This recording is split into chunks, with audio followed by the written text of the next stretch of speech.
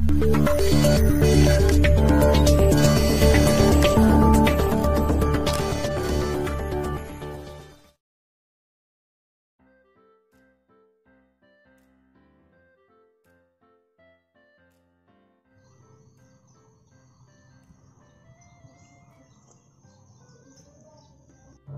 तोरकर पुन्हा एकदा MS27 न्यूजतर्फे आपल्या सर्वांचे हार्दिक स्वागत करतो। ही गोष्ट आहे प्रत्येकाच्या जीवनातली, प्रत्येकाच्या जीवनात येणाऱ्या शिक्षिकेची। प्रत्येकाच्या जीवनात पहिल्यांदा एक ना एक शिक्षिका येतच असते। आपण गोष्ट करत आहोत अंगणवाडी सेविकेची।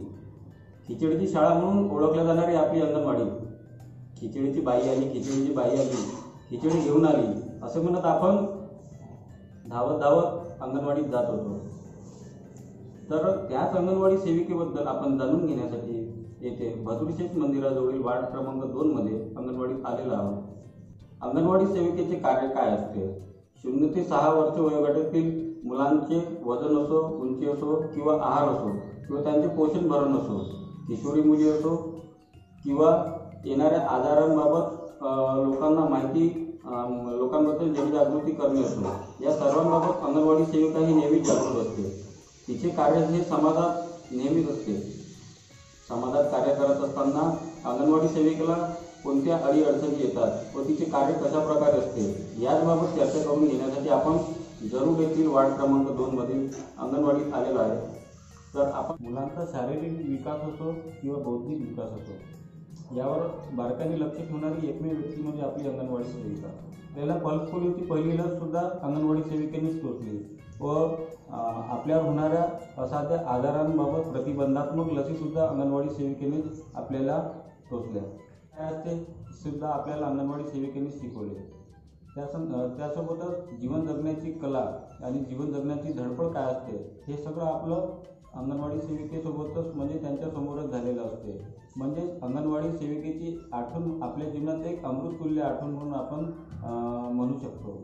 अशाच अंगणवाडी सेविकेचे कार्य व कार्याबाबत माहिती जाणून घेण्यासाठी आपण आज इथे आलेलो आहोत। आपल्यासोबत जुळलेल्या जरूर येथील अंगणवाडी सेविका वनिता चौकर आणि पिपळकुटा येथील अंगणवाडी सेविका बेबीताई ब्राह्मणे। तर त्यांच्यासोबतच आपण अंगणवाडी सेविकांच्या कार्याबद्दल आपण त्यांच्यासोबत चर्चा करतो। नमस्कार ताई। नमस्कार। आम्हाला तुमच्या कार्याबद्दल माहिती जाणून घेण्यासाठी आज आम्ही अंगणवाडीत आलेलो आहोत। तर सर्वप्रथम तुम्ही आपलं नाव आम्हाला सांगा। नमस्कार, मी सौगंधी प्रकाशराव ब्राह्मणे, अंगणवाडी केंद्र पिंपळकुटा इथे कार्यरत आहे आणि केंद्र क्रमांक 17। नाव सौ वनिता योगेश्वर चौकर, केंद्र क्रमांक 143 तर तुम्ही मला सांगा 0 ते 6 वर्ष वयोगटातील जे मुले असतात तर त्यांच्या आहारासंदर्भात आपण काय करतात? 0 ते 6 वयोगटातील जे मुलं असतात तर आम्ही सुरुवातीला पहिले गरोदर मातेवरती आपण बोलूया। गरोदर माता जी असते तर तिच्या पाळीच्या तारखेपासून तर प्रसूती होईपर्यंत तिचं लसीकरण, तिची नोंदणी करून घेणे, तिचं लसीकरण, तिचा आहार आणि तिची प्रसूती योग्य प्रकारे व्हायला पाहिजे, तिने कुठे जायला हवी, तिचं लसीकरण कसं, तिचा आहार कसा असायला पाहिजे, तिची विश्रांती कशी असायला पाहिजे, तिने पौष्टिक आहार घ्यायला पाहिजे। आणि एवढंच नाही तर गृहभेटीद्वारे आम्ही त्यांच्या सासू सासऱ्यासोबत पण या विषयावर चर्चा करतोय की गरोदर मातेला सक्त आरामाची गरज आहे, त्यांचा आहार कसा असायला पाहिजे हे आम्ही गरोदर मातेला या आमच्या गृहभेटीमधून आम्ही ही संपूर्ण माहिती गरोदर मातेपर्यंत पुरवतो। त्यानंतर स्तन्य माता, जेव्हा प्रसूतीला गरोदर माता ही आम्ही रेफर करतो, त्यानंतर तिची प्रसूती झाल्यानंतर बाळाचं लसीकरण, बाळ जर कमी वजनाचं असलं, जर 2 किलोपेक्षा कमी वजनाचं असलं तर त्यांच्या घरी वारंवार गृहभेटी देऊ, त्या बाळाला उष्मांकामध्ये कसं ठेवायचं, त्या मातेला त्याला स्तनपान कसं करायचं, तिची बसण्याची पद्धत कशी असायला पाहिजे, बाळाला घ्यायची पद्धत कशी असली पाहिजे, ह्या सर्व गोष्टी आम्ही गृहभेटीद्वारे त्या मातेला आम्ही देतो। आणि त्यानंतर राहिलं 6 महिने ते 1 वर्षाचा, 6 महिने ते 6 वर्षाच्या मुलाची गोष्ट, तर जेव्हा 6 महिन्याचं बाळ पूर्णता होतं तर त्याला 6 महिन्याचं पूर्ण झाल्यानंतर आम्ही त्याला वरचा आहार सुरू करतो, कारण मातेचं दूध हे कमी पडलं जाते आणि त्यानंतर त्याला स्तनपानासोबतच मातेचं दूध आणि वरचा आहार पण आम्ही सुरू करतो। त्या वरच्या आहारामध्ये विविधता आणण्यासाठी आम्ही वेगवेगळ्या प्रकारे त्यामध्ये कसं ॲड करायचं, तेल किती टाकायचं, मीठ तिखट किती टाकायचं, त्याच्यामध्ये त्या बाळाला पोषण कसं होईल आणि या सर्व गोष्टीबद्दल आम्ही मार्गदर्शन करतो. तसंच बाळाचं लसीकरण, बाळाचा आहार, वैयक्तिक स्वच्छता याकडे आम्ही गृहभेटीमध्ये वारंवार सूचना देतो आणि असे काम आम्ही कुपोषणासाठी आम्ही करतो. त्या रूममधलं वातावरण एवढं उष्ण असलं पाहिजे की त्या मातेला पण घाम फुटायला पाहिजे आणि जर बाहेरचा व्यक्ती जर त्या रूममध्ये जात असेल तर त्यांना पण घाम फुटायला पाहिजे असं त्या रूममधलं वातावरण असायला पाहिजे. शक्य होत असेल तर एक छोटा लाईट पण त्या रूममध्ये असायला पाहिजे जेणेकरून बाळाला उष्णतामान मिळेल. आणि दुसरी गोष्ट म्हणजे प्रत्येकाने त्या बाळाला हाताळायचं नाही, कारण आपल्यामध्ये होऊन बसलेली आहे पद्धत, कोणी आलं की बाळाला घेतो असं होता कामा नये. आणि जर खूपच आईला हाताळायचं असतं किंवा बाबाला हाताळायचं असतं तर त्यांनी स्वच्छ हात धुवूनच हाताळावं. दुसरी गोष्ट म्हणजे जर शक्य होत असेल तर मातेने कांगारू पद्धत पण आपलं स्किन टू स्किन, बाळाची स्किन आणि मातेची स्किन एकत्र यायला पाहिजे. ज्याप्रमाणे आपण बघितलं आता की फुगेवाल्या बाई आपल्या बाळाला अशा बांधून घेतात, त्याप्रमाणे त्या मातेने पण आपल्या बाळाला आपल्या स्किनशी बिलकुल असं कनेक्ट करून घ्यायला हवं, म्हणजे जेणेकरून आपली उष्णता त्या बाळाला मिळेल आणि बाळाचं वजन शक्य तितक्या लवकर वाढेल. तर मग याचा फायदा होत आहे का? हो, याचा फायदा चांगला होत आहे. सोबतच जर पाहिलं तर जे पोरं 9 ते 10 महिन्याचे किंवा 6 वर्षापर्यंत जे पोरं आहे, 1 वर्षापासून 9 महिन्यापासून, तर या मुलांना आम्ही VCDC सुरू करतो आमच्या अंगणवाडीमध्ये. ती VCDC जवळपास आमची 90 दिवस चालते.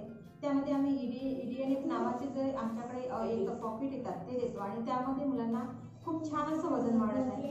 माझ्याकडचं एक उदाहरण घ्यायचं झाल्यास नीलम रवी हरले 19/2/2019ची जन्मतारीख आहे तिची आणि तिची माता HIV ग्रस्त असल्यामुळे 9 महिन्याची होईपर्यंत मुलीचं वजन फक्त 3 किलो 300 ग्रॅम होतं. पण डिसेंबर 2019 पासून मी त्या मुलीला EDNF सुरू केलं. त्या मुलीचं वजन 3 महिन्यामध्ये कंटिन्यूमध्ये 3 किलो वाढलं. आज ती मुलगी सॅममधून मॅममध्ये आली आणि आता ती मुलगी जवळपास मध्यममध्ये येण्याच्या स्थितीमध्ये आहे. जर 200-300 ग्रॅम वजन वाढलं तर ती मध्यममध्ये येऊ शकते. असा EDNFचा फायदा आम्हाला होतो. तर तुम्ही मला एक सांगा, तुम्ही जो VCDCचा कार्यक्रम राबवत आहे, उपक्रम राबवत आहे, तो किती दिवसाचा असते आणि त्यामध्ये काय काय असते?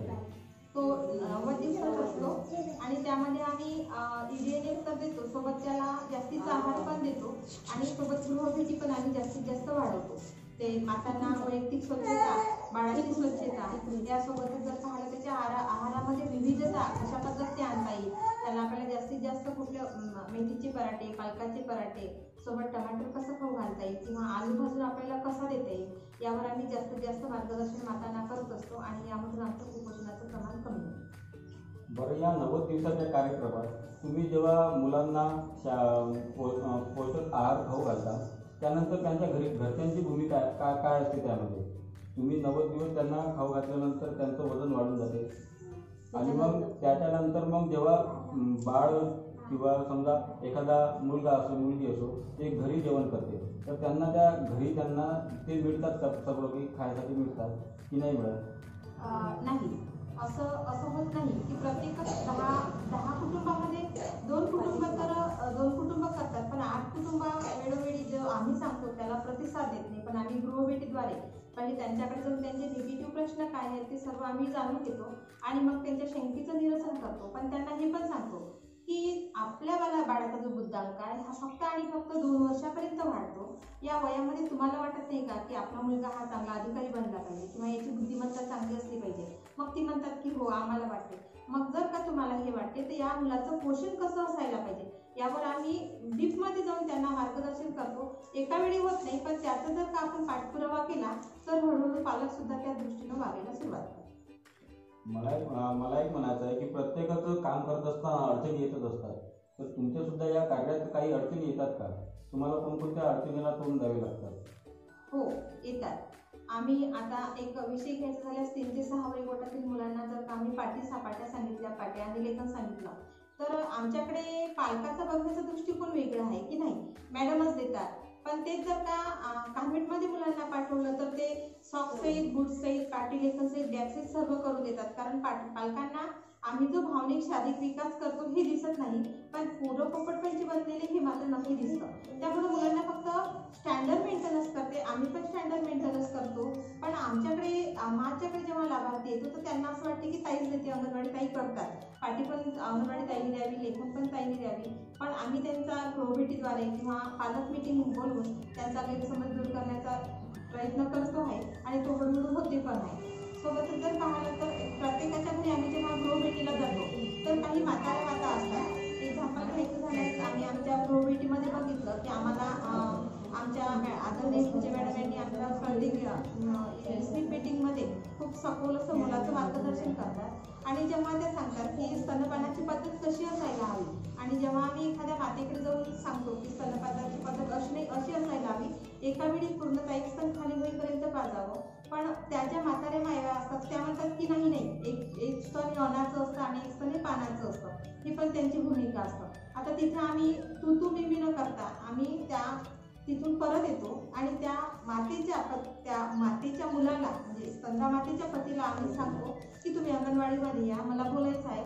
आणि आम्ही त्या पतीला आम्ही योग्य पद्धतीनं समजून सांगतो की ही असं नाही असं आहे, कारण तिथे पण जवळ लागायला नको म्हणून आम्ही त्यांना अंगणवाडीमध्ये बोलवतो आणि त्यांना सांगतो की स्तनपानाची पद्धत ही योग्य की अयोग्य. मग तेच सांगतात की नाही तुम्ही जे सांगता तेच योग्य आहे, पण आम्हाला कधी कधी मोठ्यांच्या समोर चूप राहावं लागतं.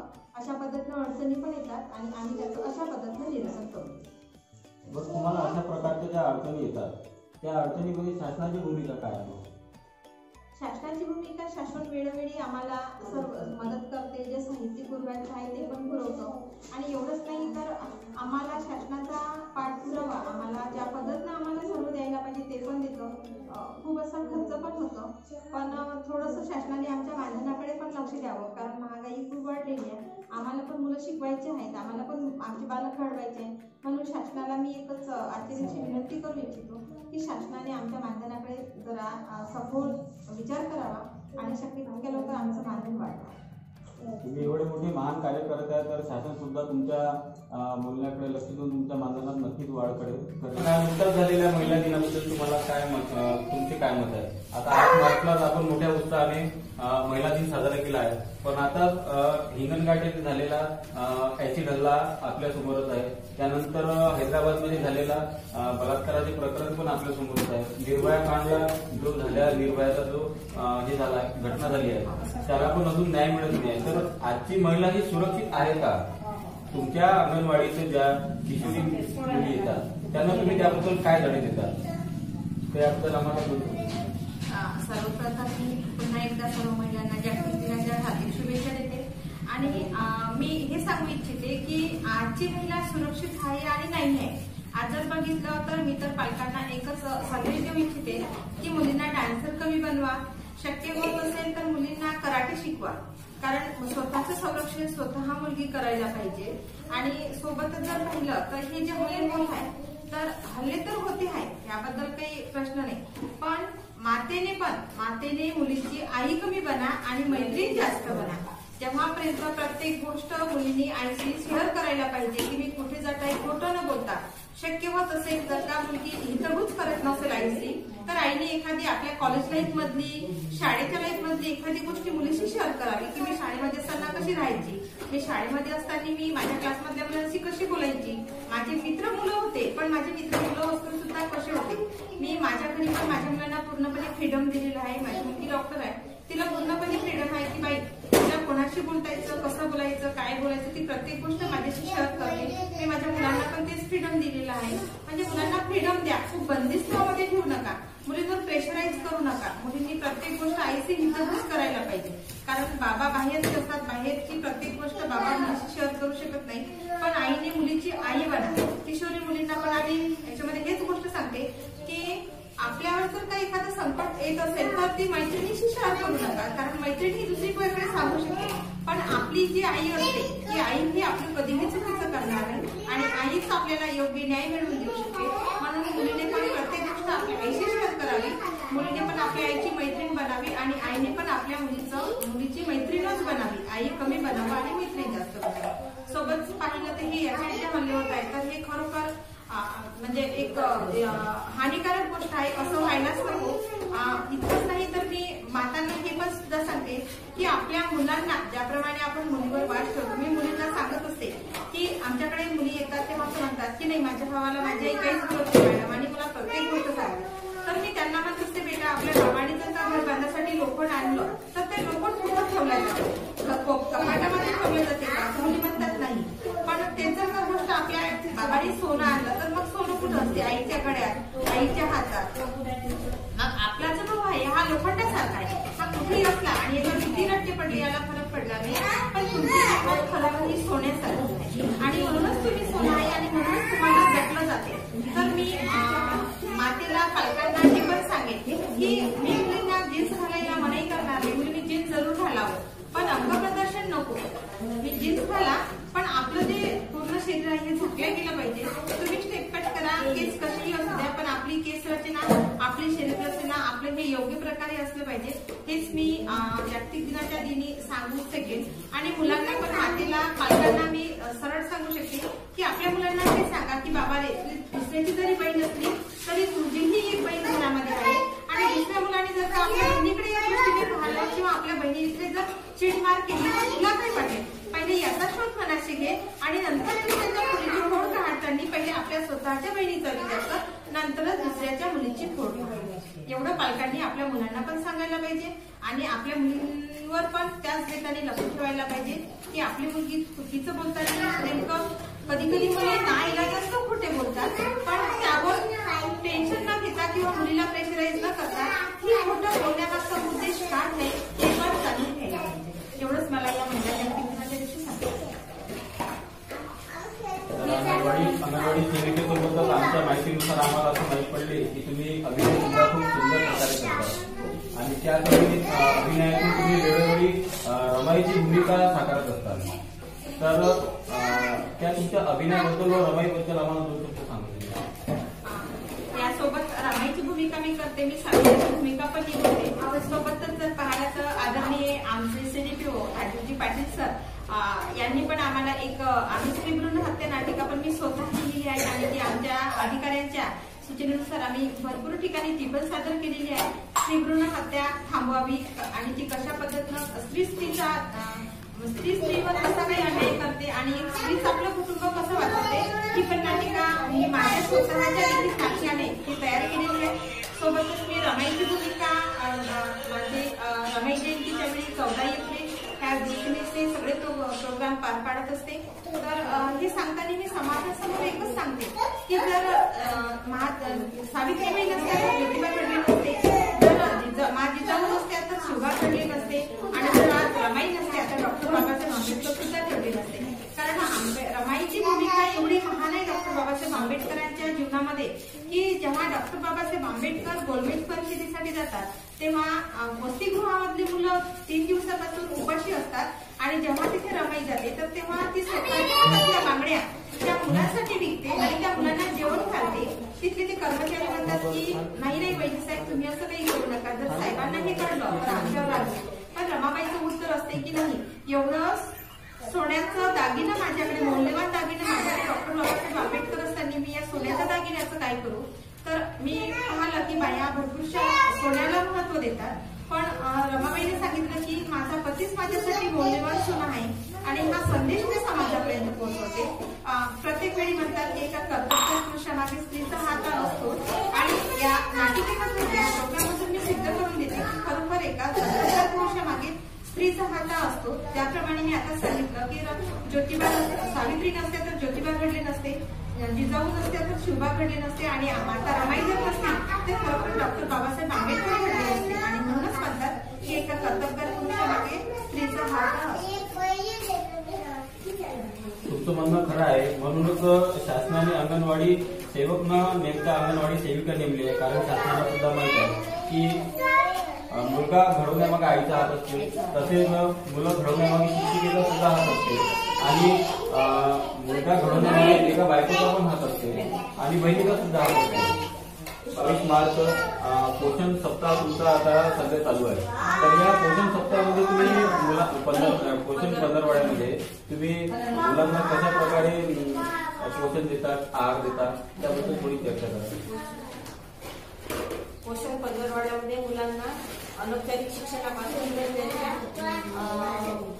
आहाराबद्दल, वैयक्तिक स्वच्छतेबद्दल, हात धुण्यापासून तर त्यांच्या सगळ्या याच्याबद्दल माहिती आम्ही अंगणवाडीतूनच सर्व मुलांना पुरवतो.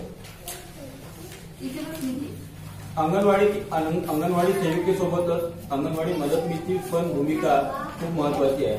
अशा मदतीस आपल्यासोबत जुळलेले आहे श्री रुपाली ताई खुर्चे.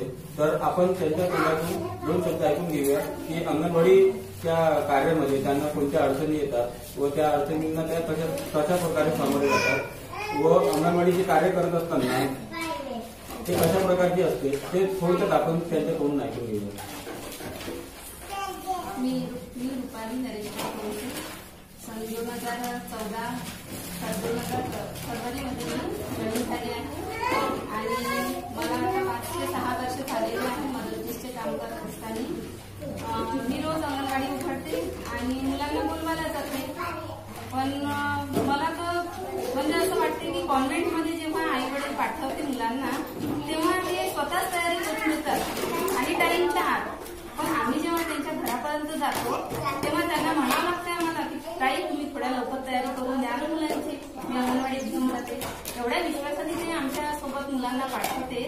आणि मला तरी असं वाटते की कॉन्व्हेंटपेक्षा अंगणवाडीमध्ये जे शिक्षण दिलं जाते ते खूप महत्वाचं आहे. कॉन्व्हेंटमध्ये सारखे 1 2 ABCD ते शिकवून देतात, मुलं तेच बोलतात. पण अंगणवाडीमध्ये जे आम्ही शिकवतो, माझ्या अंगणवाडी ताई पंचायत चौथर आणि आम्ही दोघी मुलांना शिकवतो ते खूप गरजेचं आहे. मुलांसाठी मुलं आमच्या इथे खेळतात, बावली घर आहे आमच्याकडे, बावली घरामध्ये खेळतात, माती काम करतात, कागदावर ठसे उमटवतात. खूप वेगवेगळ्या पद्धतीने आम्ही मुलांना शिकवतो आणि मी नेहमीच माझ्या ताईची मदत करते. बस एवढंच. तुमचं म्हणणं खरं आहे रुपालीताई की पालक आजकाल ट्रेंड झाला आहे, दिखाव्याचा ट्रेंड झालेला आहे की जैसा जो दिखता है वही विकता है. पण आम्ही सुद्धा अंगणवाडीमध्ये शिकूनच मोठे झालेलो आहे. माझी आई सुद्धा स्वतः एक अंगणवाडी सेविका तुमच्यासोबत बसलेली आहे आणि माझं आज भाग्य बघा की मी माझ्या आईचा इंटरव्ह्यू घेत आहे. तर अंगणवाडी सेविका ही खूप महत्वाची आहे आणि तिची भूमिका सुद्धा समाजात एक महत्वाची भूमिका म्हणून आपण पाहतो. तर अशा अंगणवाडी सेविकेला आमचा सलाम. MA 27 न्यूज तर्फे मी सर्व अंगणवाडी सेविकांचे हार्दिक स्वागत करतो आणि त्यांच्या पुढच्या वाटचालीसाठी त्यांना शुभेच्छा देतो.